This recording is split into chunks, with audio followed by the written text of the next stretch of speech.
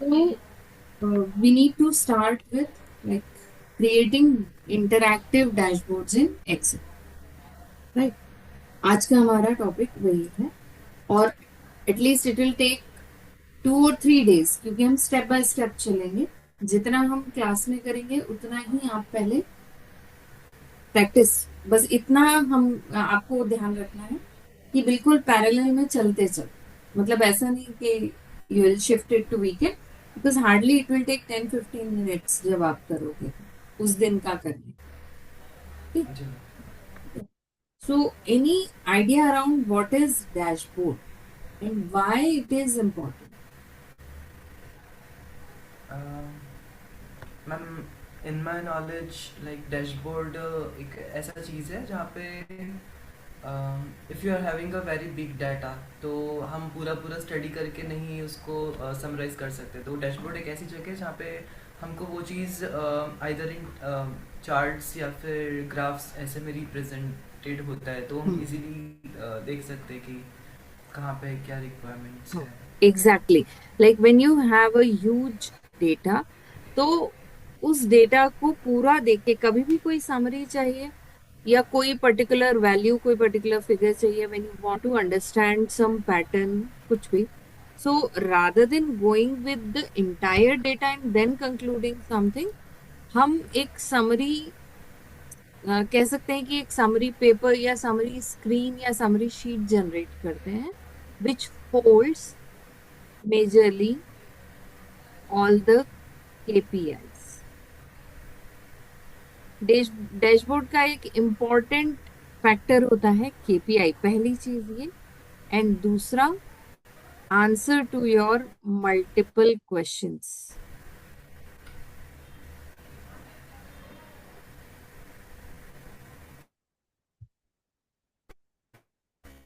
ठीक है, तो अब दिमाग में आता है कि भाई अगर आपके पास ही डेटा है तो आप खुद से ही क्वेश्चन तो नहीं करेंगे, definitely when you are analyzing the data you have to show it to some senior authority of yours, right? जी मैम। है ना? सो आपको उसमें क्या समझना या क्या सोचना है कि क्या क्या जो डेटा आपके पास है उस डेटा में क्या क्या ऐसी इंफॉर्मेशन हो सकती है जो एट वंस देख के, और बस जस्ट देखनी है। जैसे आपने बोला कि अ, जिस तरीके से हम अभी डैशबोर्ड्स बनाएंगे, तो सपोज एक ई कॉमर्स या ट्रांजैक्शन, ई कॉमर्स वेबसाइट की बात करें या फिर ऑनलाइन ऑर्डर्स हम ट्रैक कर रहे हैं, वट एवर हमारा जो भी बिजनेस है, तो we want summary of that कि टोटल कितने ऑर्डर्स आए। तो एक केपीआई क्या हो जाएगा? Total orders. टोटल रेवेन्यू कितना जनरेट हुआ, ये दूसरा केपीआई हो जाएगा, है ना?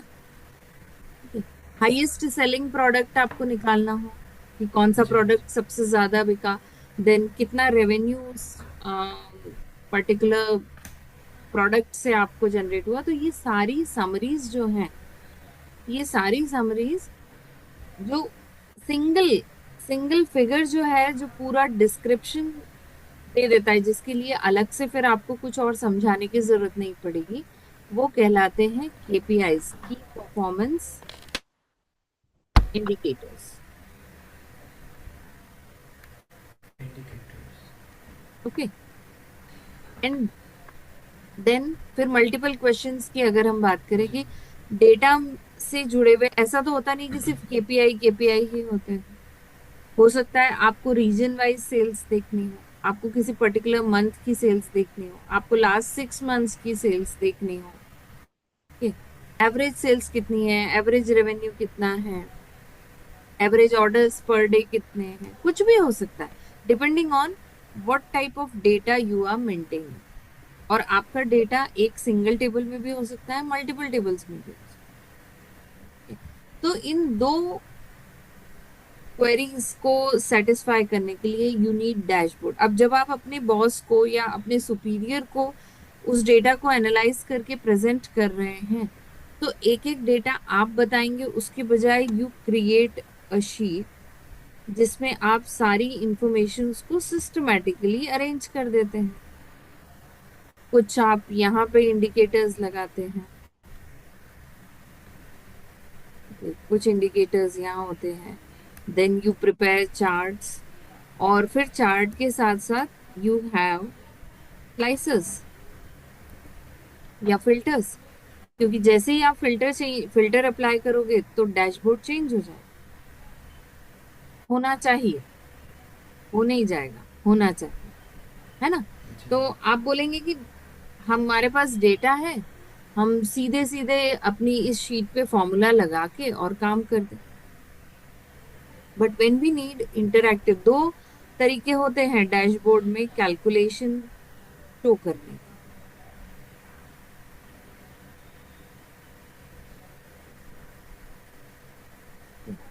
पहला तरीका है फॉर्मूलाज, जो हम नॉर्मली यूज करते ही हैं। हमारे दिमाग में सबसे पहले यही आएगा कि हम डेटा पे फॉर्मूलाज चला के इंफॉर्मेशन ले लें, and will put that information in another sheet, और बस काम हो गया, है ना। दूसरा तरीका उसमें आपके पास है पिवट टेबल का। और आप नॉर्मल कैलकुलेशंस या नॉर्मल समरी जब बनाते हैं then it's okay to have formulas, but otherwise आपके पास जो मेन चीज है कि आपका डैशबोर्ड इंटरैक्टिव और फ्लेक्सिबल अगर आपको रखना है, then you have to use pivots. Interactive है, डायनेमिक है, देन आपके पास फ्लेक्सिबिलिटी होती है पिवट टेबल्स जब आप यूज करते हैं तब। ठीक है, आपको धीरे धीरे जब डैशबोर्ड हम बनाएंगे तब समझ भी आएगा, बट प्रिफर्ड वे है पिवट टेबल्स। अब हमने जो पिवट टेबल पढ़ी है वो कैसे बनाई हमने पिवट टेबल? वो मैम डाटा को लेकर मल्टीपल पिवट टेबल कॉलम्स को। ऑप्शन। हाँ, तो जी। जब होल सोल एनालिसिस करना होता है then we go with that traditional method of using pivot tables. But otherwise जब आप पिवट टेबल लेते हैं तो सिंगल कॉलम, मतलब एक कॉलम पे भी पिवट टेबल बन सकती है और मल्टीपल कॉलम्स पे भी बन सकती है। पिवट टेबल इंटरैक्टिव होती है, आपको मालूम है। हम स्लाइसेस ऐड कर सकते हैं, डेटा चेंज होता है ओरिजिनल तो आपका पिवट टेबल ऑटोमेटिकली रिफ्लेक्ट हो जाता है, दैट मीन्स इट्स डायनेमिक, जी मैम। है ना। तो और सारी चीजें हम बहुत इजीली सिंगल क्लिक्स पे या जस्ट वन और टू क्लिक्स पे आपका पूरा टेबल जो है वो रेडी हो जाता है। तो इसीलिए हम डैशबोर्ड प्रिपरेशन के लिए पिवट टेबल लेते हैं। Now next important thing is कि हम बोलेंगे कि डैशबोर्ड बना रहे हैं, कैसे पता चले कि क्या बनाना है, कहाँ क्या रखना है। तो there is no fix layout. आप प्रोफार्मास स्टडी कर सकते हैं, जो आपको बहुत सारे प्रोफार्मास मिल जाएंगे कि ओके केपीआईज लेफ्ट पैनल में करो या टॉप पैनल में कर दे। Main thing is your data, your entire screen, whatever elements जो भी आप उस डैशबोर्ड पे रख रहे हो, those elements should be dynamic, interactive and present.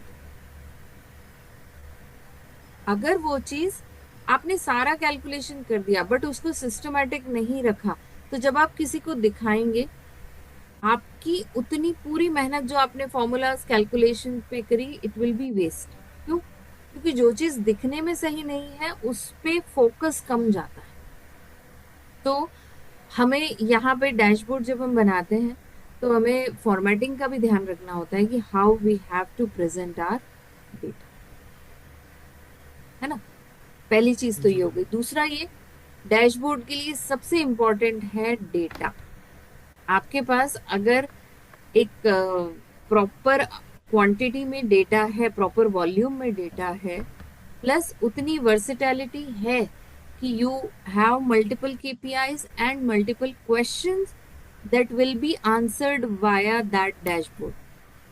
भाई डेटा में इतनी वैरायटी होनी चाहिए ना कि आप उसके ऊपर डैशबोर्ड बना सको। अगर 3 कॉलम का डेटा है तो आप उसमें कितने केपीआईज निकाल लोगे? दो। क्वेश्चंस कितने निकलेंगे? 2 या 4 मैक्सिमम, है ना। तो जी नंबर ऑफ कॉलम्स, जब डेटा बहुत यूज होता है, वर्सेटाइल होता है, देन आपको जरूरत पड़ती है कि एक सैंपल डेटा पे हम काम करेंगे, एक मैं आपको फॉरवर्ड करूंगी सेपरेटली। अभी जिस पे आज हम शुरू करेंगे वो तो एक्सेल शीट आपके पास रहेगी, and you will use that particular Excel sheet. ठीक है। उसके अलावा एक और सैंपल डेटा आपके पास आएगा, एक या दो, जिनको फिर आप प्रैक्टिस में यूज करेंगे, और उन्हीं सैंपल डेटा को हम बाद में पावर बीआई में भी यूज करेंगे, क्योंकि सेम जी चीज पावर बीआई और टेबल्यू में भी हमें चाहिए। तो डैशबोर्ड यहाँ बनाने के बाद जब आप पावर बीआई में जाएंगे तो यू विल सी कि हमको वहां कितनी फ्लेक्सिबिलिटी मिलती है। एक्सेल में देयर इज अ लिमिटेशन कि कितने लेवल तक आप काम कर सकते हो। उसके बाद फिर अगर आपको ओवरऑल समरीज डैशबोर्ड्स ही बनाने होते हैं, स्टोरीज बनानी होती है, तो देन पावर बीआई या टेबल्यू आप यूज करते हैं, है ना। जी मैम। ठीक है। तो लेट लेट अस फर्स्ट सी जो डेटा हमको यूज करना है।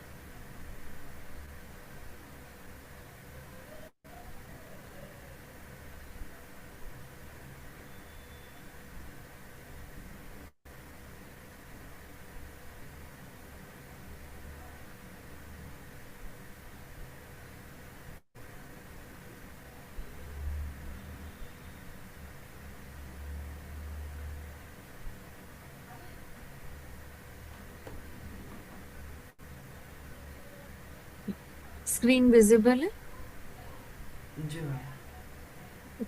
ये शीट डाउनलोड की थी मैंने, वर्कशीट, ई कॉमर्स कंपनी की है, रैंडम डेटा, जी जहाँ पे ट्रांजैक्शन नंबर, ट्रांजैक्शन आईडीज है, मींस ट्रांजैक्शन नंबर है, कौन कौन से प्रोडक्ट वो किस ट्रांजैक्शन पे कौन सा प्रोडक्ट सेल हुआ है, कितनी क्वांटिटी सेल हुई, क्या यूनिट प्राइस थी, टोटल अमाउंट,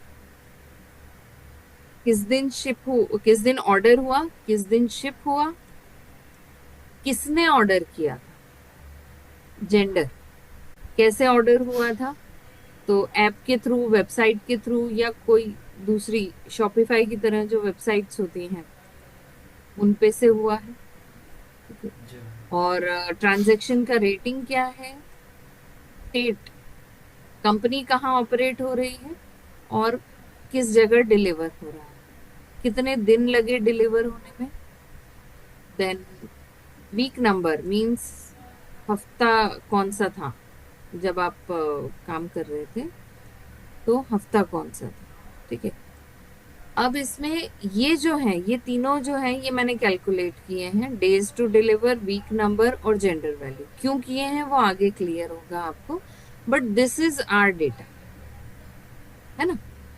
तो जी अब इस डेटा को देख के टेक 1 और 2 मिनट्स, और आप मुझे बताओ कि इसमें, क्योंकि क्वेश्चन सबसे पहला वही है, to identify the KPIs and to identify the question that needs to be answered.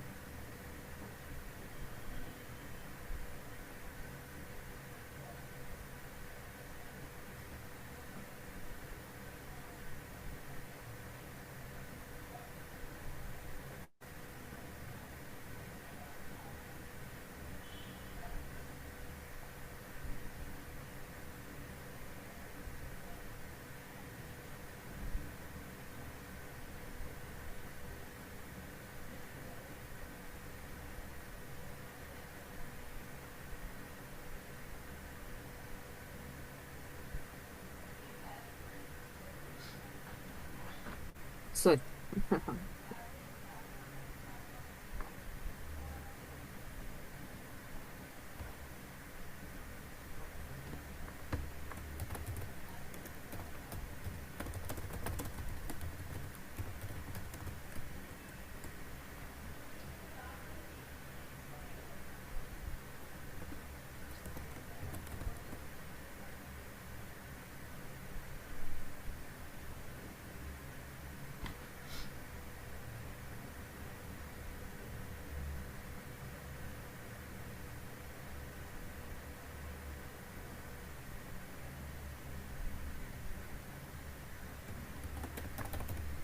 ये तीन कॉलम्स नहीं कंसिडर करने हैं, हाँ अभी ये तो मैंने आगे लिखे हुए हैं।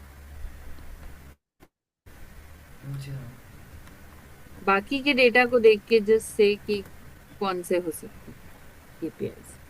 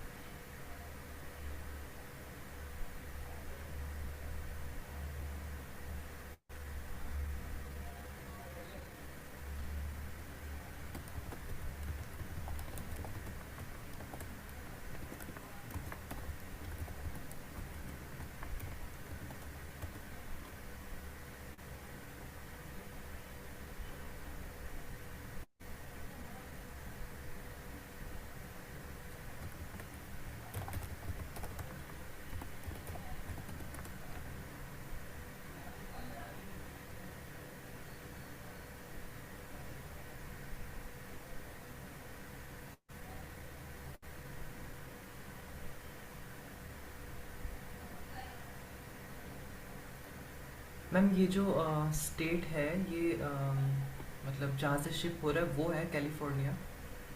हम्म। और ये टू है कंट्री मतलब जहाँ हम्म। भेज रहे हैं। हम्म। ठीक है। काउंटी है, हाँ काउंटी है बेसिकली, कंट्री नहीं है, county.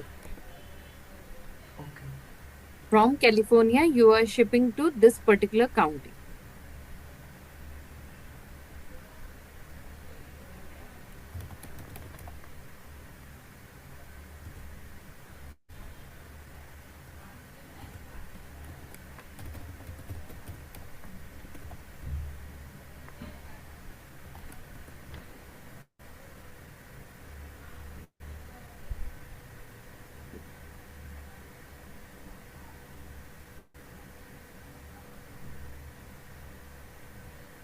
Dress and apparel, ordering platform, shipping, product quantity, shipping counted, delivery, इसका क्या मतलब हुआ?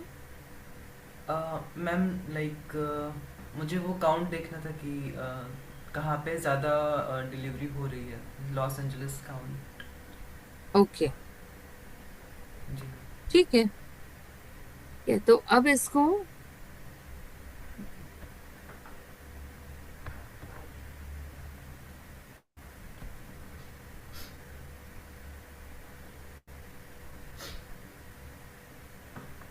सो लेट्स फर्स्ट, नहीं ये केपीआई होगा, परफॉर्मेंस इंडिकेटर कैसे होगा ये, कि कहाँ से? ये तो समरी पार्ट में आएगा ना अभी। We are concern about KPIs जो हमारी जी मैम। परफॉर्मेंस इंडिकेट करें। चलो एनीवेज, थोड़ा सा टाइम लगता है डेटा के साथ फ्रेंडली होने में, क्योंकि हमें डेटा देख के लगता है, बट उसमें से समरी जब जनरेट कर रहे हैं तो इसका अच्छा एक तरीका क्या हो सकता है कि पहले हम ये देख लें कि क्या क्या समरी हो सकती है, मतलब कौन कौन जी से मैम। डेटा को आप समराइज कर सकते हैं। ठीक है, उसके बाद जितनी पूरी लिस्ट आई आपकी, उस लिस्ट में से क्या चीजें हमारे परफॉर्मेंस मेजर्स में कंट्रीब्यूट करेंगी, मतलब जिससे हमको पता लगेगा कि हमारा परफॉर्मेंस कैसा है। जैसे ही वो एक्सट्रैक्शन हम करना स्टार्ट करेंगे, जैसे अब टोटल ट्रांजैक्शन अमाउंट है, तो ट्रांजैक्शन अमाउंट या ये कहें कि टोटल रेवेन्यू जो है, तो वो तो हमारा परफॉर्मेंस इंडिकेट करेगा, कंपनी का परफॉर्मेंस इंडिकेट करेगा ना, कितने ऑर्डर्स हैं, जी कितना परफॉर्मेंस है। ये केपीआई होंगे। जब आप रीजन बोलोगे कि कौन सी काउंटी में सबसे ज्यादा डिलीवर हुई, तो दैट विल बी समरी, वो ये इंडिकेट करेगा कि आपका कस्टमर जोन, मतलब वो एक तरह का मैनेजरल इंफॉर्मेशन हो जाएगी कि which county is ordering the most, है ना। फिर कौन सा जी मैम। मंथ सबसे ज्यादा ऑर्डर आपको कर रहा है, कौन सा जेंडर का प्रोपोर्शन क्या है, क्या कंट्रीब्यूशन है किसी जेंडर का, जैसे हमारे डेटा में जेंडर भी हमने लिया था, तो कौन से जेंडर का सबसे ज्यादा कंट्रीब्यूशन है। ये क्यों जरूरी है? तो suppose if females are the major contributing gender in the sales, तो आप टारगेट जो अपनी पॉलिसीज या आप ऑफर्स बनाएंगे, those will majorly focus the female fraternity, right?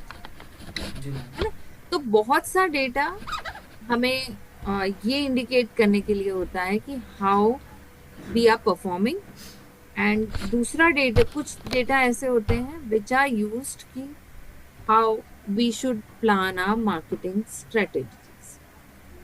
जैसे पॉपुलर प्रोडक्ट होता है, तो अब एक पॉपुलर प्रोडक्ट है, आप अमेजन का शॉपिंग पैटर्न आप देखिए।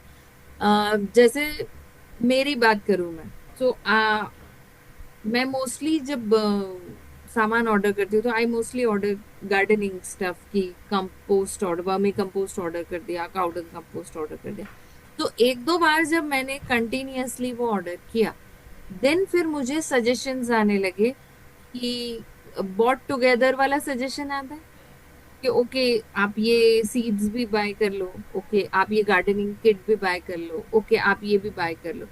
सेम वे, जब आप कोई ब्रांडेड टी शर्ट परचेज करोगे, सो देन वो कॉम्बोज सजेस्ट करता है, और based on your search patterns वो दूसरी कंपनीज उसी रेटिंग की दूसरी कंपनीज सजेस्ट करता है। तो जब आप पॉपुलर प्रोडक्ट, अगर जैसे मैंने कुछ सर्च किया and it is one of the popular product of या best selling product of Amazon, तो वो उसी कैटेगरी की बेस्ट सेलिंग प्रोडक्ट्स भी आपको दूसरी भी सजेस्ट करता है ना? द सेंटिमेंटल जी बाइंग जिसको बोलते हैं, कि आप you are studying the customer and then showing the offers based on their psychology. तो ये सारी चीजें डेटा में नहीं है, but data can help you to think in that direction. अब जी मैम। आप अगर जैसे देखते हो कि सपोज एक समरी है हमारे पास, उसमें डेटा में दो कॉलम्स थे कि ऑर्डर किस दिन हुआ और शिप किस दिन हुआ, है ना? तो ऑर्डर और शिपिंग में जो गैप है, वो गैप जितना कम होगा, कस्टमर के लिए फ्रीक्वेंट बाइंग उतनी अच्छी, मतलब आप मान सकते हो कि वो फ्रीक्वेंटली बाय करेंगे, डिपेंडिंग ऑन कि फटाफट ऑर्डर आता है। So you will have to see कि एवरेज डिलीवरी डेट क्या है, कि किस दिन ऑर्डर हुआ था और किस दिन शिप हुआ, है ना? तो एनालाइज करना है आपको परफॉर्मेंस के पॉइंट ऑफ व्यू से कि how much delay it is taking to ship any order. Popular product है तो उसका स्टॉक हमेशा होना चाहिए।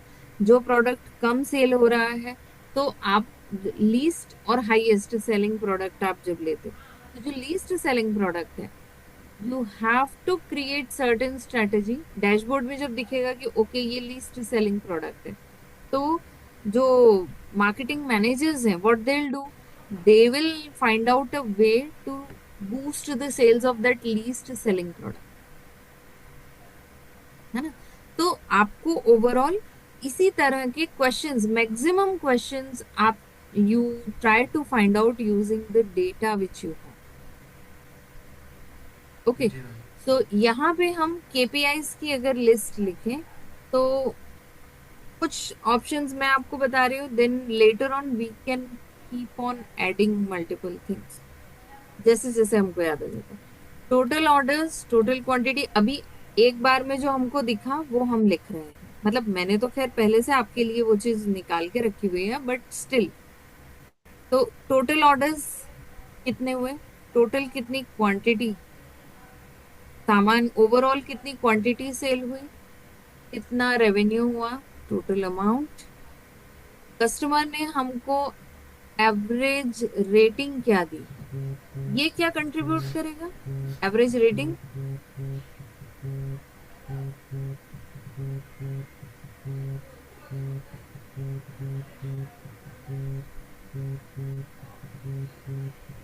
एवरेज रेटिंग क्या कंट्रीब्यूट करेगा स्वप्निल?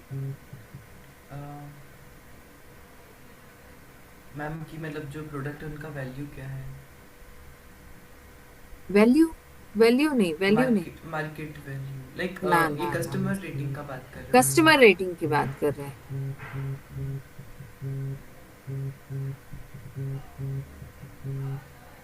आप कोई भी प्रोडक्ट जो परचेज करते हो, तो then you give a rating to that purchase. जी मैम। क्यों देते हैं?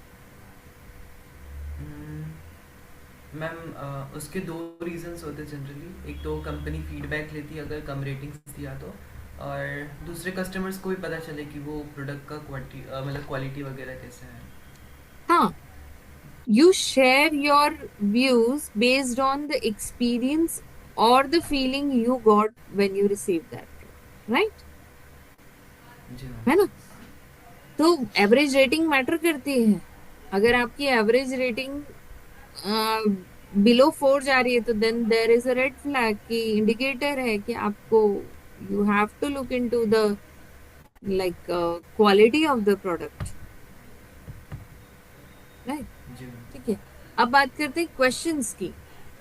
तो जो हमारा डेटा है, उससे सबसे पहला क्वेश्चन बनता है, how are customers buy, that is mode. App से बाय कर रहे हैं, वेबसाइट से कितने लोग बाय कर रहे हैं, और वो जो ई कॉमर्स प्लेटफॉर्म है टारगेट डॉट, हाउ मेनी जी मैम। क्वांटिटी। ठीक है, then popular product, overall gender split, then where do customer live, that is जो लोकेशन जहां हम डिलीवर कर रहे हैं। तो मोस्ट ऑर्डर्ड लोकेशन आपको पता चलेगी, तो आप उसके उस एरिया स्पेसिफिक के अकॉर्डिंग भी फोकस कर सकते हैं। How long does it take to deliver और ship the order, actually ship बोलेंगे, डिलीवर नहीं। How happy are the customers and trends in last 10 weeks.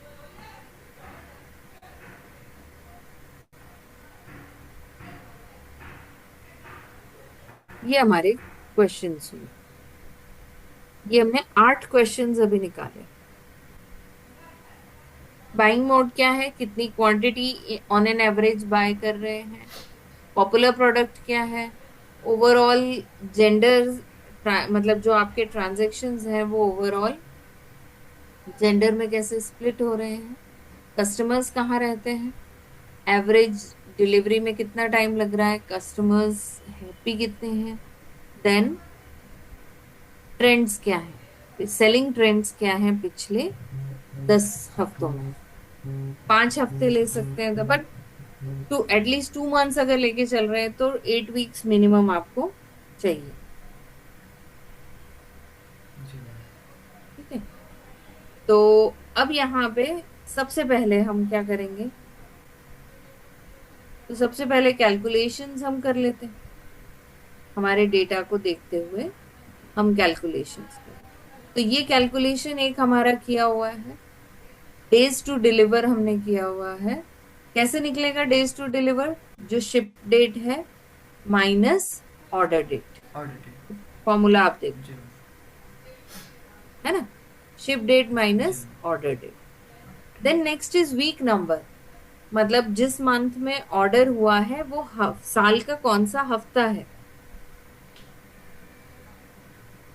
ना। तो उसके लिए जी सिंपल मैम। डेट फंक्शन है। We haven't been into, I think, text और स्ट्रिंग, वो फंक्शंस अभी नहीं पढ़े हैं हम, लाइब्रेरी जी फंक्शंस, मैम। राइट। तो विल जी do ma'am. That, but date and time category का, यहाँ पे आप देखो, डेट एंड टाइम कैटेगरी का एक फंक्शन आपको मिलता है, वीक नंबर, विच रिटर्न्स की आपकी जो डेट आप बताते हो, वो साल का कौन सा हफ्ता है वो आपको पता चल जाए। ठीक है, जी then ma'am. Next is there is a column called customer gender. अब कस्टमर जेंडर में अगर आप डेटा को देखेंगे तो बीच बीच में खाली है, लोगों ने एंटर नहीं किया हुआ है, ब्लैंक है। और कुछ जगह है ओ, कुछ जगह है एम और F. So if you need to show it in full form कि एम है तो मेल लिखा हुआ है, आगे जो हमारी समरी होने वाली है, एफ है तो फीमेल लिखा हुआ है, so there you need to write a formula. जी। फॉर्मूला क्या बनेगा, मैं आपको पहले समझा देती हूँ।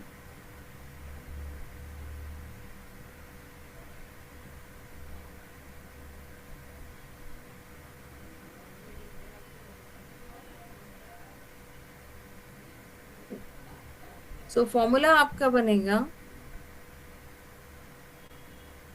आप दो तरीके से फॉर्मूला बना सकते हो, इफ से भी और आईएफएस से भी। तो हम इफ से बनाते हैं। If gender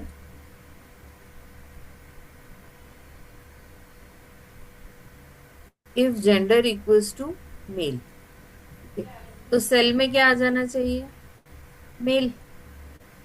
but mail. जी। अगर जेंडर मेल ना होके जेंडर है फीमेल, एफ है, तो सेल में आना चाहिए फीमेल। अगर फीमेल भी नहीं है then you need to check if gender equals to O, O. Then it should show others. And अगर ओ भी नहीं है then it should show unknown.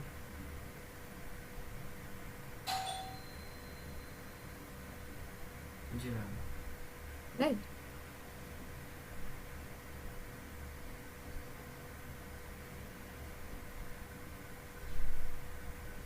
ये आपका फॉर्मूला बना,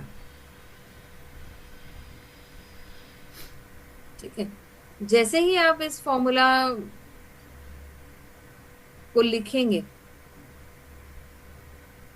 तो आपके ये वैल्यूज यहाँ एक में आ जाएंगी, और बाकी में फिर आप उसको फिल कर सकते हैं। अगर आप उसको टेबल में कन्वर्ट नहीं करोगे तो आपके लिए सिंपली फॉर्मूला बना, इस तरीके से फिर आपको नहीं लिखना पड़ेगा, equal to at the rate customer gender. At the rate कब लगाना पड़ता है, जब हम टेबल के कॉलम को रेफर कर रहे होते हैं।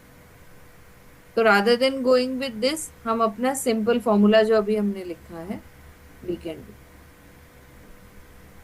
जी मैम। है ना। तो इतना calculation, days to deliver, week number और जेंडर, इतना कैलकुलेशन आप करके रखेंगे। Tomorrow we'll start with creating all the pivot tables for KPIs. कल केपीआईज बना लेंगे, पूरा पिवट टेबल्स बनाएंगे, डैशबोर्ड बनाना स्टार्ट करेंगे, and somehow your dashboard will look like this initially. ये जी मैम। केपीआईज आपके यहाँ पे हैं, ठीक है। जी मैम। So will start